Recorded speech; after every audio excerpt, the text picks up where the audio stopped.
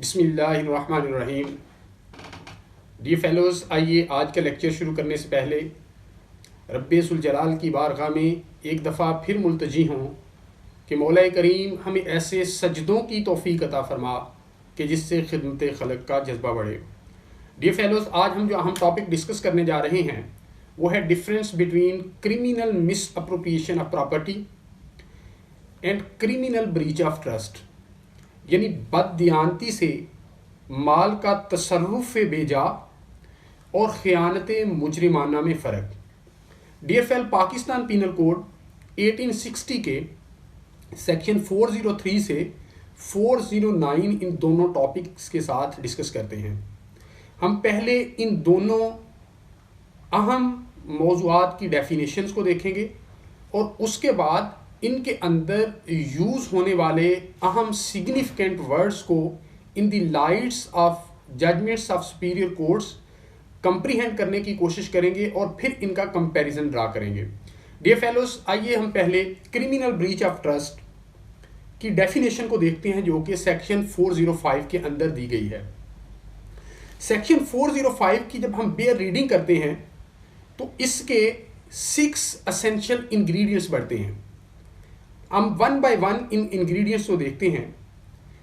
पहला इंग्रेडिएंट यह है कि हु एवर, यानी कोई भी शख्स, बीइंग इन एनी मैनर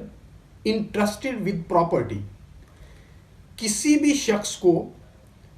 कोई प्रॉपर्टी स्पुर्द कर दी गई है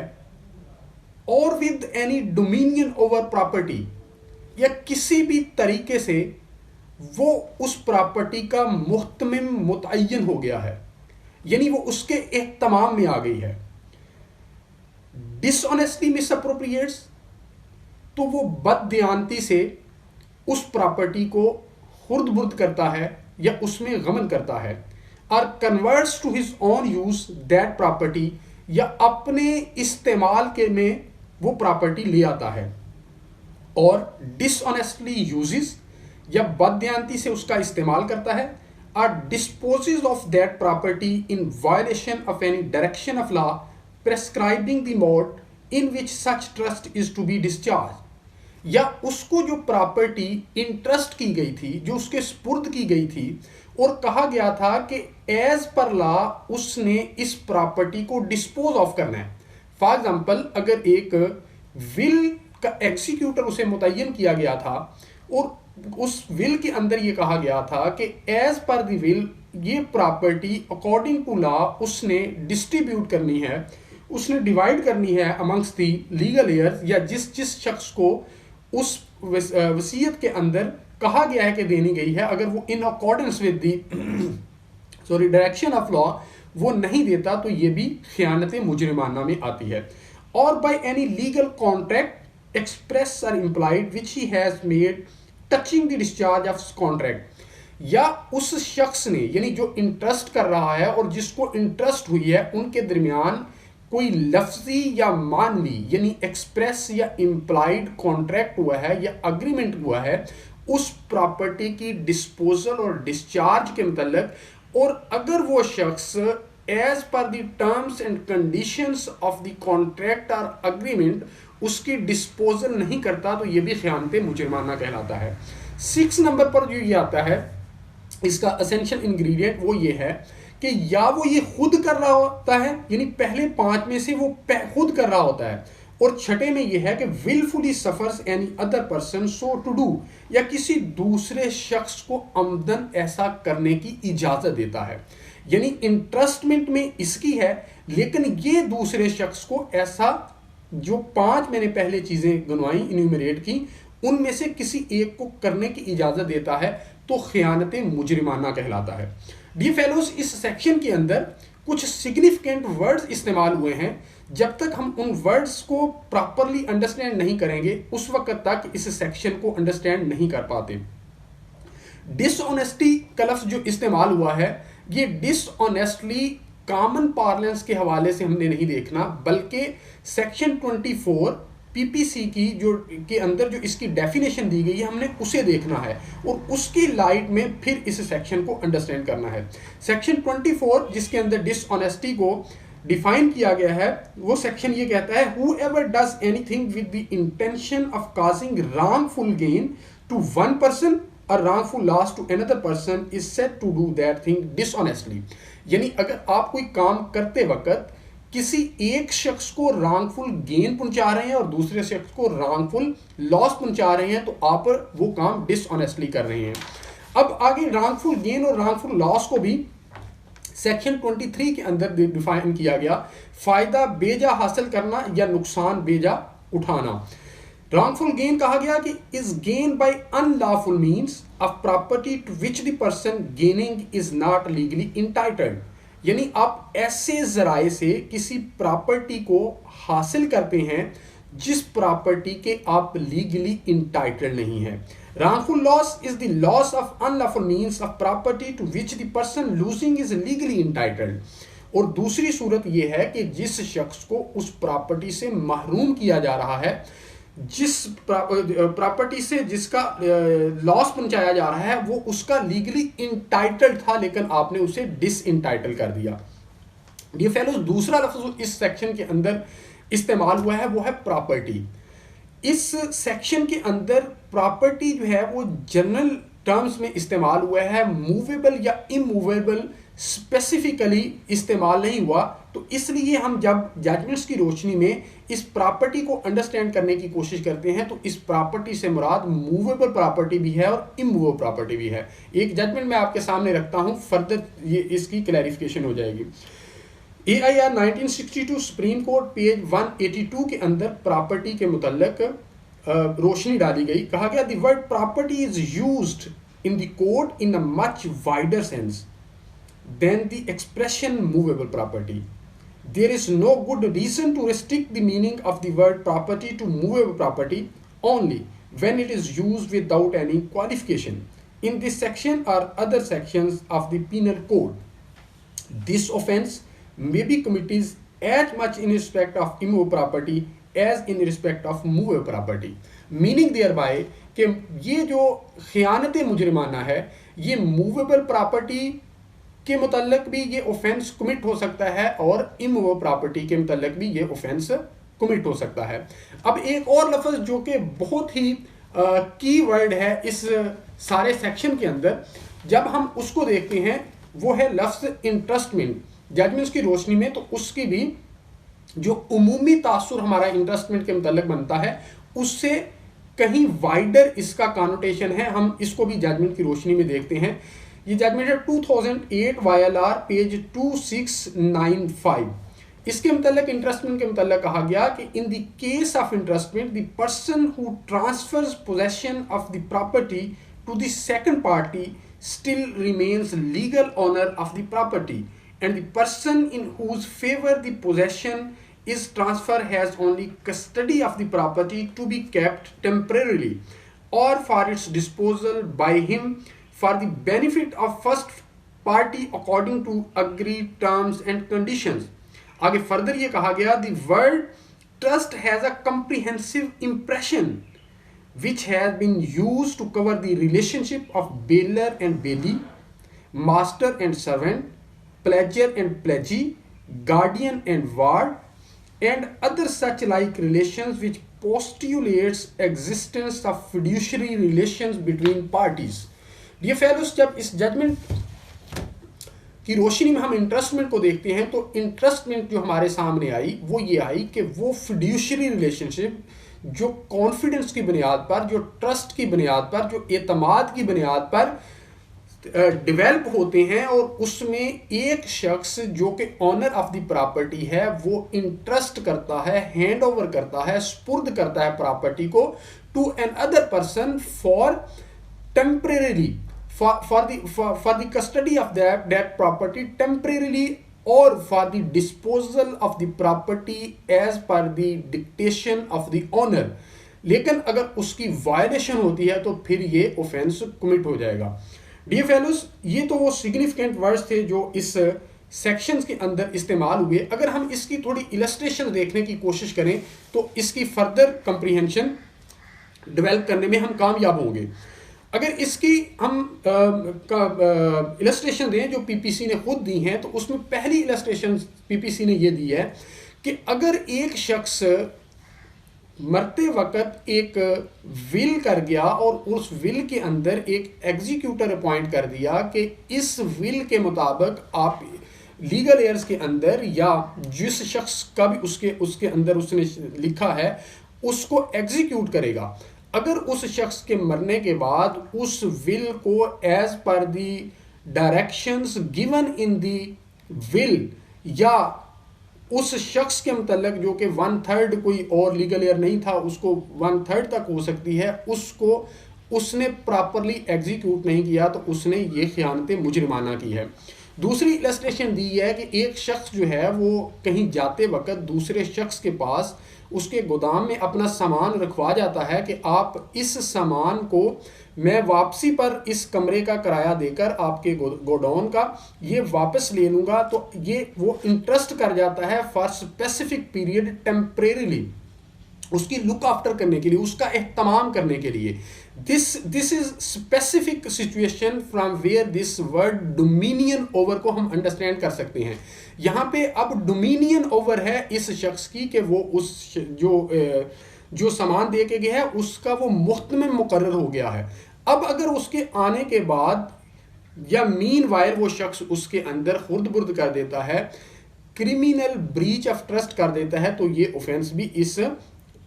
सेक्शन के तहत कमिट हो जाएगा। इसी तरह अगर एक कोई प्रिंसिपल और एजेंट था, प्रिंसिपल जो था वो गुजरांवाला के अंदर था सपोज और एजेंट कराची के अंदर था और वो उसके बिहाफ पे आगे ट्रांजैक्शंस कर रहा था, प्रिंसिपल ने ये कहा हुआ था कि आपने ये इन्वेस्टमेंट जो मैं आपको भिजवा रहा हूँ आपने ये टाइल खरीदने में लगानी है, लेकिन अगर एजेंट जो है वो डिसऑनेस्टली उस इन्वेस्टमेंट को किसी और प्रॉपर्टी के खरीदने में लगा देता है या उस डायरेक्शन की वायलेशन करता है, तो ये भी खयानत मुजरिमाना में ही आएगा। या अगर एक कोई महकमा माल का अफसर है उसके पास या सपोज अकाउंटेंट है उसके पास महकमे की तरफ से कोई पैसे रखवाए गए हैं जो कि एज पर the need of the office उसने इस्तेमाल करने हैं, अगर उसके अंदर वो खुर्द बुर्द कर लेता है तो ये भी खयानत मुजरिमाना में आएगा। डियर फेलोस, ये तो मुख्तलिफ एग्जाम्पल थी क्रिमिनल ब्रीच ऑफ ट्रस्ट की जो हमने अंडरस्टैंड करने की कोशिश की। अगर अब हम इसके प्रोसीजर के मतलब बात करें क्रिमिनल ब्रीच ऑफ ट्रस्ट के जो सेक्शंस हैं, तो इनका अगर 406 की बात करें, क्योंकि 405 के अंदर डेफिनेशन की दी गई और 406 के अंदर इस ऑफेंस को दिया गया, तो ये 406 जो ऑफेंस है ये कॉग्निजेबल है, नॉन बेलेबल है, नॉन कंपाउंडेबल है and triable by court of session है और मजिस्ट्रेट ऑफ फर्स्ट क्लास है। अगर प्लेस ऑफ ट्रायल की बात करें तो सेक्शन 181 का जो सब सेक्शन 2 है वो हमें ये बताता है कि जहां पर वो प्रॉपर्टी रिसीव हुई है या रिटेन की गई है वहां पर इस ऑफेंस का ट्रायल चलेगा। अब अगर इसके साथ जो और सेक्शंस 407, 408, 409 हैं वो ये हमें बताते हैं कि मुख्तलिफ कैपेसिटी में अगर एक कैरियर है, अगर माल बरदार है, अगर मालिक गाट है या मालिक गोदाम है, अगर वो ऑफेंस कमिट करता है तो उसकी पनिशमेंट जो है वो 407 के अंदर दी गई। 406 जनरल इन नेचर ऑफेंस है और 407 जो है वो स्पेसिफिक है कैरियर के लिए, वॉर फिंगर के लिए, वॉर की हाउस कीपर के लिए। अगर ये लोग करते हैं तो shall be punished with imprisonment of either description for a term which may extend to 7 year and shall also be liable to fine. इसी तरह अगर क्रिमिनल ब्रीच ऑफ ट्रस्ट कोई क्लर्क करता है या सर्वेंट करता है तो उस पर जो सेक्शन लगेगा वो 408 लगेगा। इसकी भी punishment shall be punished with imprisonment of either description for a term which may extend to 7 years and shall also be liable to fine. और अगर कोई ये क्रिमिनल ब्रीच ऑफ ट्रस्ट कोई पब्लिक सर्वेंट करता है, कोई बैंकर करता है, कोई मर्चेंट करता है या कोई एजेंट करता है तो उस पर सेक्शन 409 लगेगा। इसकी punishment shall be punished with imprisonment for life or with imprisonment of either description for a term which may extend to 10 years and shall also be liable to fine. Dear fellows, ये तो वो अहम बातें थी जो इस criminal breach of trust के मतलब करना ज़रूरी थी। अब हम आते हैं dishonest miss appropriation of property, यानी बददियानती से माल का तसर्रुफ़ बेजा। इसकी डेफिनेशन 403 के अंदर दी गई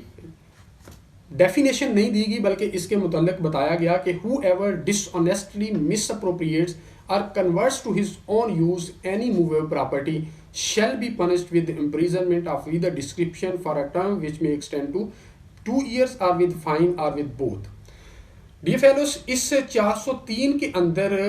dishonestly misappropriation of property है या conversion of that property to his own use है। अब ये सेक्शन को जब हम सेक्शन 405 के जक्स्टा पोजीशन में रखते हैं तो कुछ चीज़ें ऐसी हमें नज़र आती हैं जो कि मुख्तलिफ हैं, इसीलिए इसके लिए अलहदा से सेक्शन बनाया गया। जब हम पहला जो इनके अंदर डिफरेंस देखने की कोशिश करते हैं, अगर क्रिमिनल ब्रीच ऑफ ट्रस्ट की बात करें तो क्रिमिनल ब्रीच ऑफ ट्रस्ट के अंदर एक बड़ी बुनियादी बात है कि वहाँ पे लॉफुली जो प्रॉपर्टी है that is interested to another person temporarily या उसकी डिस्पोजल के लिए या किसी भी पर्पज़ के लिए, स्पेसिफिक पर्पज़ के लिए उसमें डायरेक्शन दी जाती है कि आप इस तरह इसे डिस्पोज ऑफ करेंगे। यानी जो एसेंशियल इंग्रेडिएंट है क्रिमिनल ब्रीच ऑफ ट्रस्ट के अंदर वो इंटरेस्टमेंट ऑफ द प्रॉपर्टी है, लॉफुल इंटरेस्टमेंट ऑफ प्रॉपर्टी। जबकि हम जब क्रिमिनल मिसअप्रोप्रिएशन ऑफ प्रॉपर्टी की बात करते हैं तो इसमें जो प्रॉपर्टी है that is come in the hands of the person who is misappropriating or converting that property to his own use, वो बाई चांस उसके हाथ लगती है, कैजुअली उसके पास आ जाती है या किसी भी तरीके से उसके पास आ जाती है। मिसाल के तौर पर अगर एक शख्स जो है वो सड़क पर जा रहा था और वहाँ पर उसको एक राडो वॉच जो है वो मिलती है, वो without doing any effort to search the actual owner of the watch या किसी प्रॉपर अथॉरिटी को इन्फॉर्म किए बगैर उसको जाके बाजार में बेच देता है बगैर ये सर्च करने के कि ये इसका मालिक कौन था, तो ये भी मिस अप्रोप्रिएशन ऑफ प्रॉपर्टी के जुमरे में आएगा। या फॉर एग्जांपल एक शख्स जो है वो किसी के घर गया है और वहाँ से कोई किताब लेता है इस तासुर के साथ कि ये मेरे इम्प्लाइड कंसेंट मौजूद है। अगर यहाँ तक इम्प्लाइड कंसेंट की मौजूदगी में ये तासुर लेते हुए वो ले जाता है तो कोई ऑफेंस कमिट नहीं हुआ, लेकिन बाद में अगर वो डिसऑनेस्टली उस किताब को आगे बेच देता है या उस किताब को अपने यूज़ में ले आता है और उसे वापस नहीं करता तो वो इस सेक्शन के जुमरे में आएगा। यानी जो क्रिमिनल ब्रीच ऑफ ट्रस्ट है उसमें इंटरेस्टमेंट एसेंशियल इंग्रेडिएंट है, जबकि misappropriation of property, dishonest misappropriation of property में ये जो एलिमेंट है वो मिसिंग है। दूसरे नंबर पर हमारे पास जो इनके दरमियान डिफरेंस आता है वो ये आता है कि क्रिमिनल ब्रीच ऑफ ट्रस्ट के अंदर एक कॉन्ट्रैक्चुअल रिलेशनशिप होता है between the person who is interesting the property and the person to whom the property is being interested. वो जो मैंने 2008 वाली जजमेंट आपको बताई वो किसी भी कैपेसिटी में हो सकता है, बेलर बेली की कैपेसिटी में हो सकता है, प्रिंसिपल एजेंट की कैपेसिटी में हो सकता है, मास्टर सर्वेंट की कैपेसिटी में हो सकता है, प्लेजर प्लेजी की कैपेसिटी में हो सकता है। उनके दरमियान एक ट्रस्ट का एक फिड्यूशरी रिलेशनशिप मौजूद होता है, जबकि हम criminal dishonest misappropriation of property के अंदर जब ये देखते हैं तो ये कॉन्ट्रैक्चुअल रिलेशनशिप जो है वो मिसिंग है। तीसरे नंबर पर जो अहम डिफरेंस हमारे सामने आता है वो ये आता है कि क्रिमिनल ब्रीच ऑफ ट्रस्ट के अंदर प्रॉपर्टी जो है वो मूवेबल भी हो सकती है और इमूवेबल भी हो सकती है, जबकि ऑन दी अदर हैंड जब हम डिसऑनेस्ट मिसअप्रोप्रिएशन ऑफ प्रॉपर्टी को देखते हैं तो इसके अंदर प्रॉपर्टी सिर्फ मूवेबल हो सकती है क्योंकि स्पेसिफिकली इसके अंदर लफ्ज़ जो है वो मूवेबल इस्तेमाल हुआ है। चौथे नंबर पर जो हमारे पास इनके दरमियान डिफरेंस आता है वो आता है criminal breach of trust there is the conversion of property held in fiduciary character. जैसा मैंने पहले ये गुजारिश की कि इसके अंदर एक एतमाद की बुनियाद पर प्रॉपर्टी दी जाती है और उस प्रॉपर्टी को वो खुर्द बुर्द करता है, जबकि ऐसी जो डिसऑनेस्ट मिसअप्रोप्रिएशन प्रॉपर्टी है उसके अंदर ये जो कन्वर्जन वो करता है वो प्रॉपर्टी बाय चांस कैजुअली या किसी भी तरीका उसके हाथ लग जाती है। पांचवें नंबर पर हमारे पास जो डिफरेंस आता है वो breach of trust includes criminal misappropriation. यानी जब क्रिमिनल ब्रीच ऑफ ट्रस्ट में हम बात करते हैं तो वहाँ पे वो क्रिमिनल मिसअप्रोप्रिएशन कर रहा है, यानी उसके अंदर ये चीज़ भी शामिल है। लेकिन जब हम दूसरी तरफ देखते हैं डिसऑनेस्ट मिसअप्रोप्रिएशन ऑफ प्रॉपर्टी, तो उसके अंदर जो ब्रीच ऑफ ट्रस्ट का एलिमेंट है वो मिसिंग है। डियर फेलोज, छठा जो अहम डिफरेंस हमारे सामने आता है वो ये है कि जो क्रिमिनल ब्रीच ऑफ ट्रस्ट का ऑफेंस है 406, 7, 8, 9, ये सारे के सारे ऑफेंस जो हैं वो कॉग्निजेबल हैं, यानी काबिल दस्तअंदाजी हैं, इनके अंदर एफआईआर लॉन्च हो सकती है। जबकि ऑन द अदर हैंड हम सेक्शन 403 का ऑफेंस जब देखते हैं डिसऑनेस्ट मिसअप्रोप्रिएशन ऑफ प्रॉपर्टी, तो ये नॉन कॉग्निजेबल है, यानी इसके अंदर कंप्लेंट फाइल होगी, इसके अंदर एफआईआर लॉन्च नहीं हो सकती। डियर फेलोस, हमने क्रिमिनल ब्रीच ऑफ ट्रस्ट, खयानत मुजरिमाना और डिसऑनेस्ट मिसअप्रोप्रिएशन ऑफ प्रॉपर्टी दोनों को हमने देखने की कोशिश की। बददियानती से माल का तसर्रुफ़ भेजा, इन दोनों को हमने डिटेल के साथ देखने की कोशिश की और इनके दरमियान डिफरेंस क्रिएट करने की कोशिश की। मैं उम्मीद करता हूं कि आपको हमारी आज की एफर्ट जो है वो पसंद आई होगी। अगर आज की एफर्ट आपको पसंद आई हो तो हमारे बाबुल इल्म लॉ अकेडमी यूट्यूब चैनल को सब्सक्राइब ज़रूर कीजिएगा और हमारी आज की इस वीडियो को लाइक ज़रूर कीजिएगा। अल्लाह ताला आपका हामी नासर हो। बहुत शुक्रिया।